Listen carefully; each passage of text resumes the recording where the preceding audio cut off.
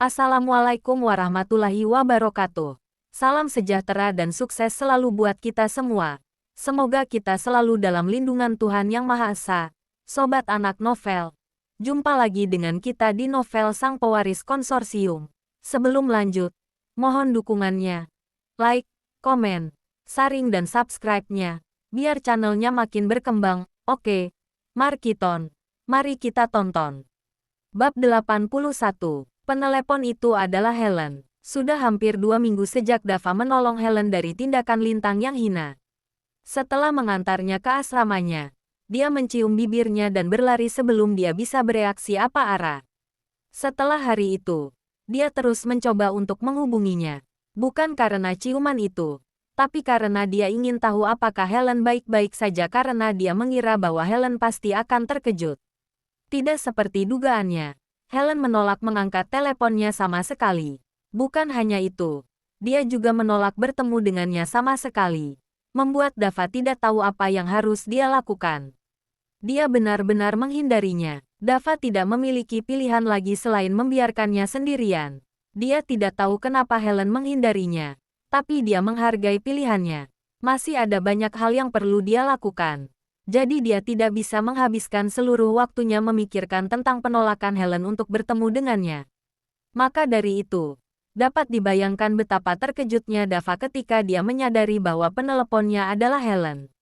Dia tidak menyangkanya akan menghubunginya secepat ini. "Halo, Dava," sapa Helen dengan pelan.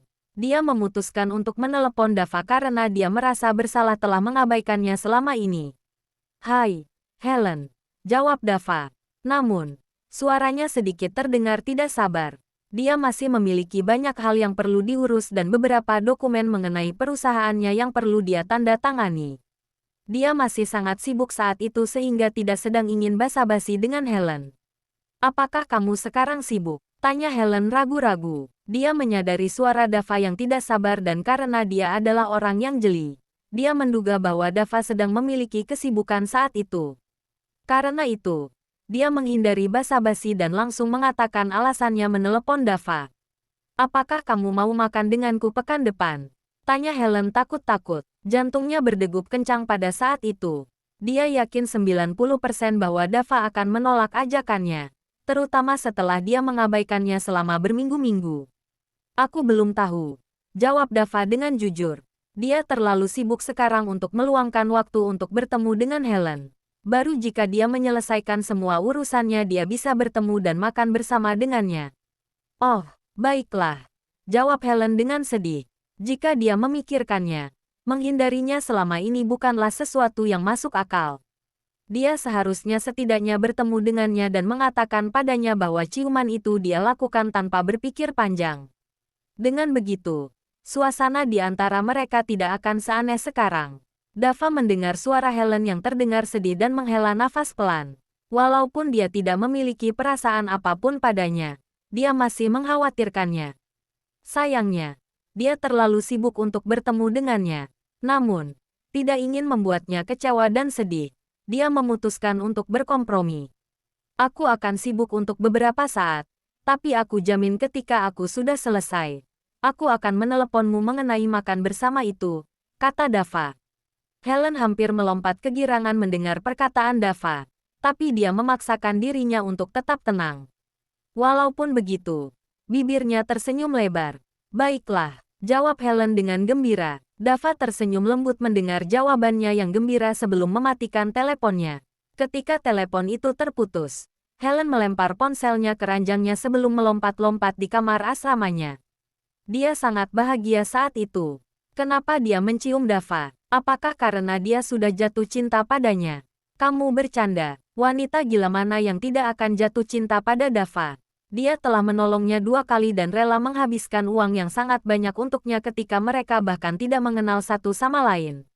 Pria mana yang rela melakukan itu tanpa meminta balasan apapun?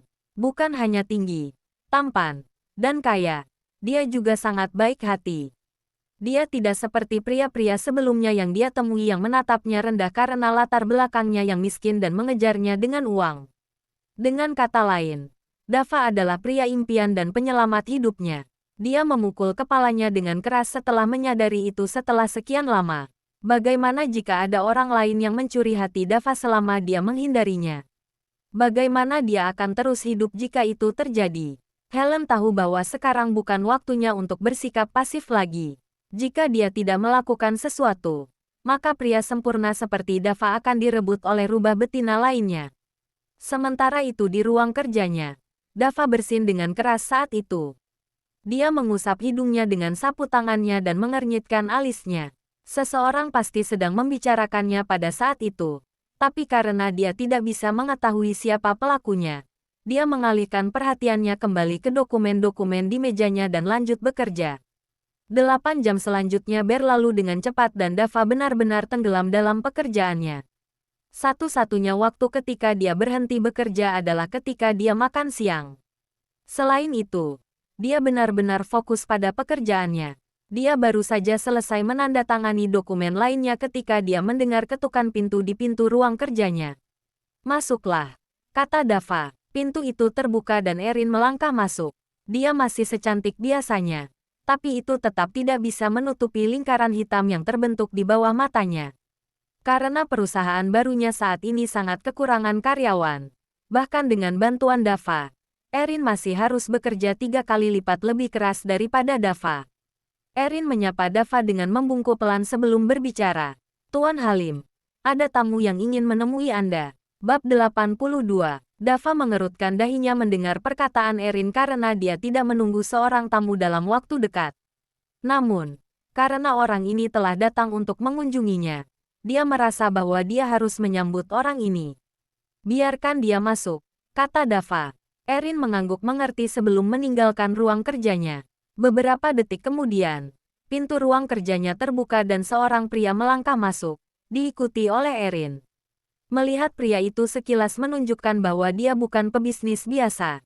Dia mengenakan setelan jas hitam yang sudah lusuh dan telah dijahit ulang di sana-sini dan sepatunya sama lusuhnya. Walaupun Dava yakin pria itu adalah pria parubaya, wajahnya yang keriput membuatnya terlihat jauh lebih tua dari umurnya yang sebenarnya. "Terima kasih telah setuju untuk bertemu dengan saya, Tuan Halim," sapa pria itu dengan nada yang sangat sopan. Dia bahkan sedikit membungkuk seraya dia berbicara. Dava hanya tersenyum untuk menjawab sapaannya. Dia telah melihat pakaiannya dan tahu bahwa dia bukan orang biasa, atau bahkan mungkin seorang pebisnis yang sedang kesulitan, tapi dia tidak memandangnya dengan rendah. Dia sendiri baru menjadi kaya baru-baru ini. Orang macam apa dia jika dia bersikap arogan dan memandang rendah orang lain ketika dia sama miskinnya sebelumnya? "Silakan duduk, Tuan." Dava terdiam. Pria itu belum memperkenalkan dirinya, jadi tidak mungkin Dava akan mengetahui namanya. Pria itu langsung tahu apa yang diminta oleh Dava dan langsung angkat bicara dengan sopan. "Mohon maaf, Tuan Halim," serunya. "Bodoh sekali saya tidak memperkenalkan diri saya sendiri pada seseorang seperti Anda." Dava hanya tersenyum mendengarnya, tapi alisnya sedikit mengerut. Dia tidak nyaman dengan pujian yang terus diberikan oleh pengunjungnya itu. Pengunjung itu sangat jeli dan menyadari bahwa Dava sedang tidak berminat untuk basa-basi, sehingga dia langsung ke inti pembicaraannya. "Nama saya adalah Zaki Wijaya," kata pria itu. Dava menatapnya dalam diam, menandakan bahwa dia bisa melanjutkan penjelasannya. "Ahem," pria itu berdeham pelan. Ketika kesabaran Dava mulai menipis, dia langsung angkat bicara dan menjelaskan alasan kunjungannya. "Mohon maaf atas kelancangan saya, Tuan Halim," kata Zaki. "Saya adalah pemilik perusahaan bisnis kecil. Perusahaan kami berjalan dengan lancar akhir-akhir ini dan bahkan berhasil untuk mendapatkan proyek dengan grup konglomerat. Kami telah menandatangani kontrak dan sedang menunggu pertumbuhan pesat kami ketika grup konglomerat itu tiba-tiba terlibat masalah. Sebagai perusahaan bisnis kecil, saya tidak ingin berurusan dengan perselisihan di antara dua perusahaan raksasa di dunia bisnis, sehingga saya mundur dari proyek itu. Namun, saya sudah terlanjur menginvestasikan sebagian besar keuntungan dan modal yang perusahaan kami hasilkan untuk proyek itu, sehingga ketika saya mundur, saya tidak memiliki apa-apa lagi. Saya kira saya akan mampu menanganinya. Tapi akibat dari pengunduran diri itu membuat perusahaan saya terhantam cukup keras. Saya mencoba menghubungi beberapa grup multinasional lainnya di kota untuk mencoba dan berinvestasi pada kami, tapi mereka semua menolaknya. Pada akhirnya, saya harus menggunakan aset dan uang pribadi saya untuk membayar sebagian besar gaji para karyawan saya karena mereka sudah tidak berniat untuk lanjut bekerja untuk saya, kata Zaki. Ada rasa sakit yang terdengar pada suaranya. Mengenai kunjungan saya ke sini, saya telah mencari tahu dan menemukan bahwa ini adalah perusahaan yang masih baru. Karena lokasinya berada di kota metropolitan, akan sulit bagi perusahaan Anda untuk mendapat pijakan di kota ini, ujar Zaki dengan penuh pertimbangan. Melihat perhatian Dava tertuju padanya, dia lanjut berbicara. Supaya perusahaan Anda bisa menjadi titan di kota metropolitan ini, Anda memerlukan beberapa karyawan yang berpengalaman, tambah Zaki. Kenapa kamu memberitahuku semua ini? Tanya Dava terus terang. Ahem, Zaki berdeham pelan karena pertanyaan Dava yang terus terang sebelum menjawab. Sebenarnya, saya telah datang dari jauh untuk pergi ke sini dan saya beruntung karena ada banyak karyawan yang terus ingin bekerja untukku. Bahkan ketika perusahaanku hanya terus merugi. Saya kemari untuk meminta bantuan Anda. Tolong terima kami semua menjadi bawahan Anda, kata Zaki lalu membungkuk dengan dalam pada Dava. Dava terdiam sekali lagi mendengar permintaannya.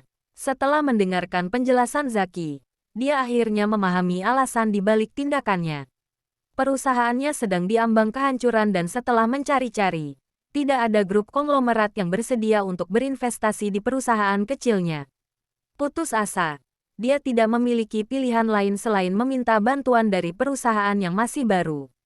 Sejujurnya, Dava sangat tergoda untuk mempekerjakan Zaki. Dia bisa melihat kelihayan dari seorang pebisnis veteran yang berpengalaman di mata Zaki. Dia yakin Zaki akan menjadi aset yang baik di perusahaannya. Walaupun dia memiliki dirinya sendiri dan Erin, mereka masih muda.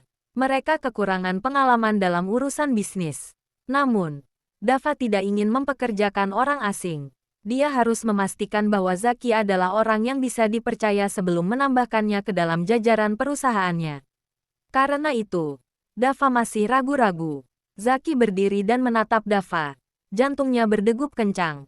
Bahkan setelah ditawarkan tempat duduk oleh Erin, asisten yang cantik itu, dia menolak untuk duduk di sana. Dia sangat tegang pada saat itu karena seluruh perusahaannya bergantung pada Dava. Ketika dia mencari-cari sebuah perusahaan, dia hanya ingin menerima beberapa dana investasi dari perusahaan yang kaya. Jadi ketika dia melihat gedung West Atlantic Inn yang sangat megah dan mewah, dia sangat bersemangat. Dia langsung meluangkan waktunya untuk mencari tahu. Dia terkejut ketika mendapati bahwa itu adalah perusahaan investasi yang masih baru. Namun, dari apa yang dia temukan, walaupun West Atlantic Inn adalah perusahaan yang sangat baru, mereka bisa mengeluarkan uang yang sangat banyak untuk renovasi. Itu bukanlah hal yang membuatnya paling terkejut. Walaupun itu adalah transaksi yang sangat sederhana. Setelah menggali-gali beberapa media, disebutkan bahwa perusahaan tersebut telah menghabiskan lebih dari 300 triliun rupiah untuk membeli sebuah grup konglomerat. Barulah saat itu dia mengubah pikirannya. Melihat kantor pusat yang megah dan mewah dari perusahaan itu, ditambah dengan laporan dari beberapa media, dia tahu bahwa West Atlantic Inn adalah grup yang sangat kaya. Karena dia sudah ada di sini, dibandingkan meminta dana investasi, akan lebih bijak jika dia dipekerjakan oleh grup itu dan tumbuh bersama dengan mereka. Siapapun bisa mengerti tekanan yang sedang dia rasakan pada saat itu. Jika Dava menolak untuk mempekerjakannya dan para karyawannya, itu akan menjadi pukulan besar baginya. Ketika dia sampai di kesimpulan itu, Dava mengangkat tangannya dan menatap Zaki dengan tatapan yang tegas.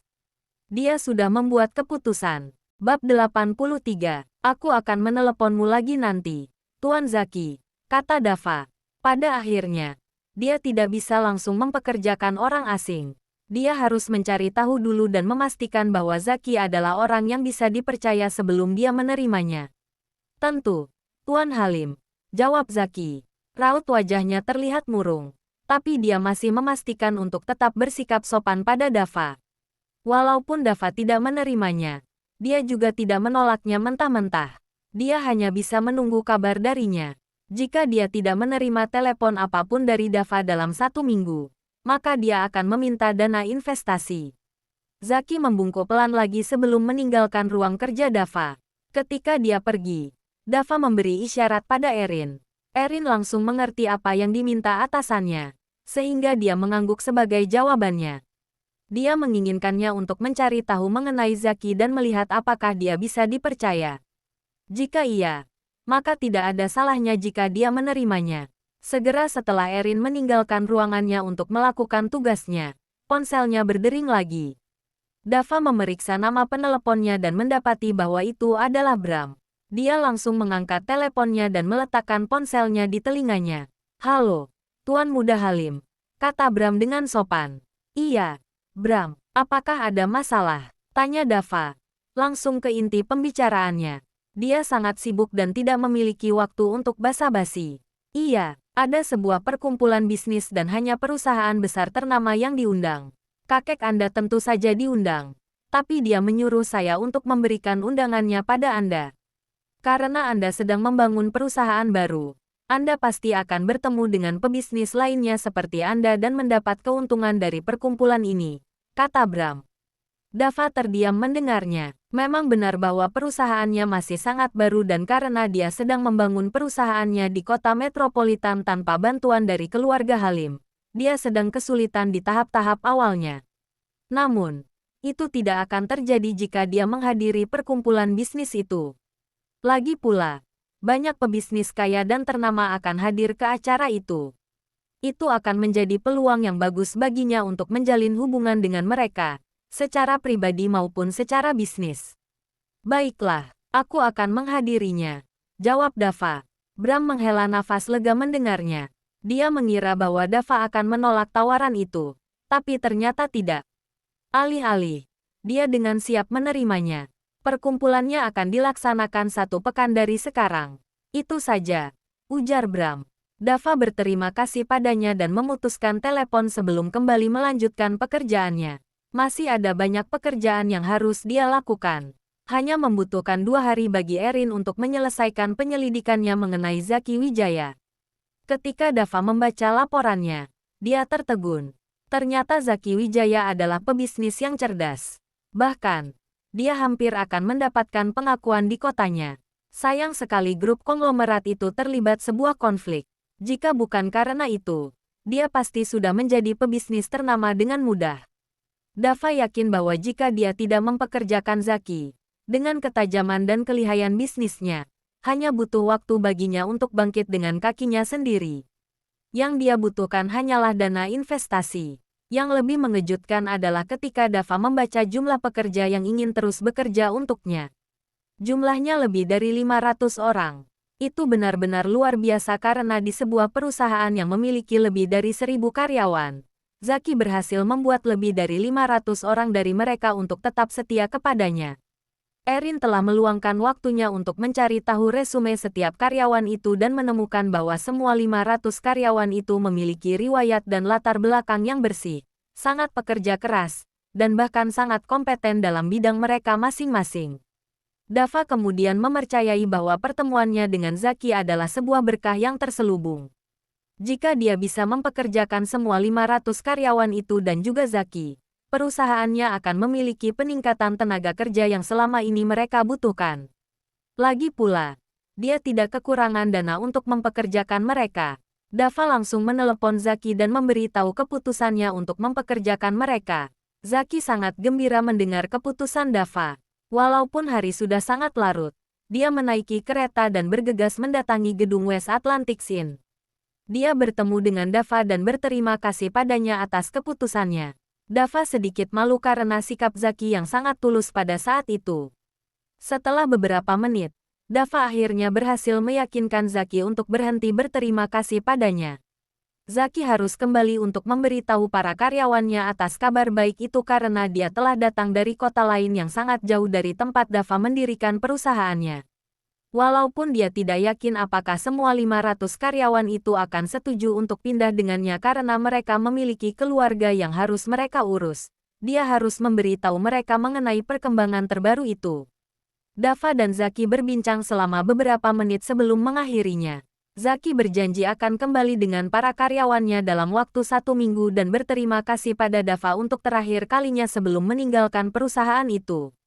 Dava tentu merasa bahagia ketika Zaki pergi. Lagi pula, dia masih seorang mahasiswa dan dia tidak bisa menangani semua hal sendirian. Sekarang karena sudah ada Zaki, dia tidak perlu mengkhawatirkan hal itu lagi. Dava dan Erin pun kembali menenggelamkan diri pada pekerjaan mereka, tidak memedulikan hal lainnya. Karena mereka kekurangan karyawan, mereka harus melakukan lebih banyak pekerjaan dibandingkan biasanya. Bahkan ke-40 karyawan bersungut-sungut karena jumlah pekerjaan mereka yang teramat banyak. Mereka pun harus kerja lembur, dan bahkan menginap beberapa kali supaya bisa menyelesaikan pekerjaan mereka. Namun, walaupun mereka terus bersungut-sungut, mereka tidak berani menunjukkannya. Alasannya adalah karena gaji mereka 2 kali lipat lebih besar daripada gaji biasanya untuk pekerjaan mereka. Maka dari itu, satu-satunya yang bisa mereka lakukan adalah mengeluh dalam hati. Dengan begitu, waktu terus berlalu dan hari ini adalah waktunya Dava menghadiri perkumpulan bisnis itu.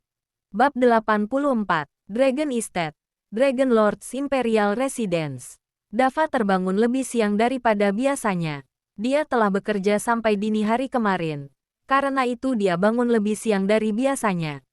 Untungnya, dia bisa menyelesaikan semua pekerjaannya karena dia begadang. Ketika dia terbangun, waktu sudah tengah hari. Dia lalu melakukan rutinitas paginya, termasuk latihan bela diri dan meditasi. Seraya Dava berlatih bela diri, dia menyadari bahwa gerakannya makin luwes dibandingkan sebelumnya.